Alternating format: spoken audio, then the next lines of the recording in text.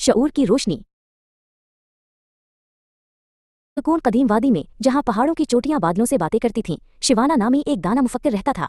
एक दिन एक छोटा लड़का जिसका नाम बहरोज था, हाँफता और दौड़ता हुआ शिवाना के पास आया। इसके चेहरे पर खौफ और आंखों में आंसू थे।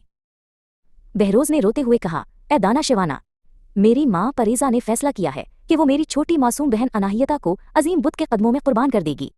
मंदिर के काहिन ने उसे यकीन दिलाया है कि इससे हमारी तमाम मुश्किलात खत्म हो जाएंगी। बराह करम मेरी बहन की जान बचाएं। शिवाना फौरन बहरोज के साथ मंदिर की तरफ चल पड़ा। जब वो वहां पहुंचे तो देखा कि परेसा ने छोटी अनाहिता के हाथ पांव रस्सियों से जकड़ दिए हैं। बच्ची सहमी हुई थी और परेसा के हाथ में एक तेज छुरी थी जो चमक रही थी। मंदिर का काहिन, जिसका नाम जरदोस था, बड़े फख्र और तकब्बुर से बुत के पास एक ऊंचे पत्थर पर बैठा ये सब देख रहा था। इसके चेहरे पर एक फातिहाना मुस्कुराहट थी, जैसे वो इस मासूम की कुर्बानी को अपनी ताकत की जीत समझ रहा हो। शिवाना ने देखा कि परेसा बार बार अपनी बेटी को गले लगाकर चूम रही है। उसकी ममता तड़प रही थी, लेकिन अंधे यकीन ने उसके दिल पर पर्दा डाल दिया था। वो बुत की खुशनुदी के लिए अपनी ममता को कुर्बान करने के लिए तैयार थी।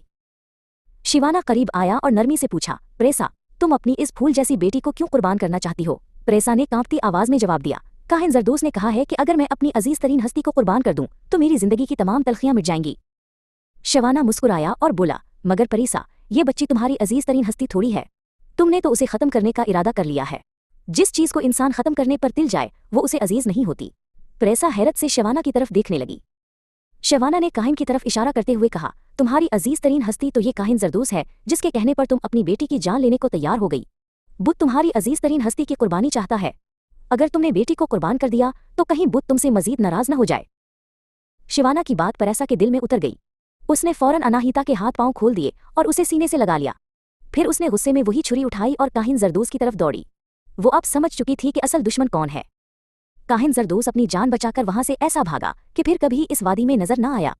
शिवाना ने बहरोज और अनाहिता के सर पर हाथ रखा और कहा, याद रखो, दुनिया में सबसे बड़ी नेकी आगाही है और वाहिद गुनाह जहालत है। जिस दिन हम सच को पहचान लेंगे, हमारी जिंदगी की मुश्किलें खुद ब खुद खत्म हो जाएंगी।